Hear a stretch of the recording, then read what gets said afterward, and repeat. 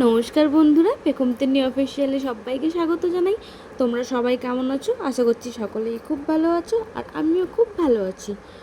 তো এখন সকাল ওই 7টা মতো বাজে, আর আমি সকাল সকাল বসে পড়েছি আলু কাটতে। আজকে শ্রাবণ মাসের সংক্রান্তি, মানে মনসা পুজো। আর মনসা পুজোতে বাড়িতে আমাদের ভাত হয় না, তাই আমি রান্না করব ডালিয়া, আলু ভাজা, ঘুগনি ও রুটি। তাই আমি ঝটপট করে আলু কেটে নিলাম ভাজার জন্যেও ডালিয়াতে দেওয়ার জন্যে। ভিডিওটা শুরু করার আগেই আমি আদা জিরা লঙ্কা পেস্ট করে রেখেছিলাম, আর ঘুগনিটাও সেদ্ধ করে রেখেছিলাম। আর সকালে উঠে এত বড় ঘর বারান্দায় মুছতে অনেকটা সময় লেগে যেত, তাই রাতেই ঘর দোর মুছে ও বাসন মেজে রেখে দিয়েছিলাম, যাতে সকালে বেশি চাপ না থাকে। আর আমি একসাথেই দুটো কড়াইয়ে রান্না বসিয়ে দিয়েছি, যাতে তাড়াতাড়ি হয়ে যায়, হাতে যাতে সময়টা থাকে।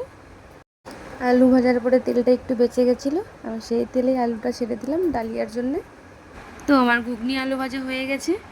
এবারে আমি ডালিয়ার মশলাটা ভেজে জল দিয়ে বাকি কাজগুলো সেরে নিব।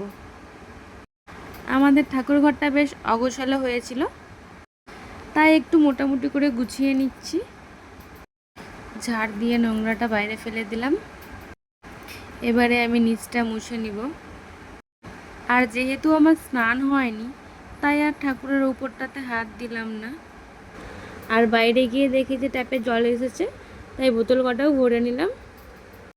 খাওয়ার টেবিলটাও এঁটো হয়ে পড়েছিল, তাই মুছে নিলাম। তারপর রান্নাবান্না যা হয়েছিল সব টেবিলের মধ্যে রেখে দিলাম। আর এবারে সব কাজ বাজ ছেড়ে স্নান করে চললাম মামার বাড়ি, পুজোর জন্য দুধ নিতে ও পুজোর ফুল দিতে।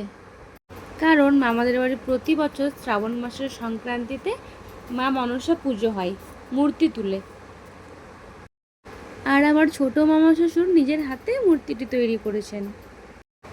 তো চলে আসলাম মামার বাড়িতে। আর এই যে আমার ছোট মামি আর দিদুন পুজোর জোগাড় করছে। আর মায়ের মুখটা দেখো কত মিষ্টি লাগছে, খুব সুন্দর লাগছে মাকে দেখতে। আর এদিকে মামা লুচি ভাজছে পুজোর জন্য। তো মামার বাড়ি থেকে দুধ নিয়ে চলে গেছিলাম বাজারে পাকা কলা কিনতে।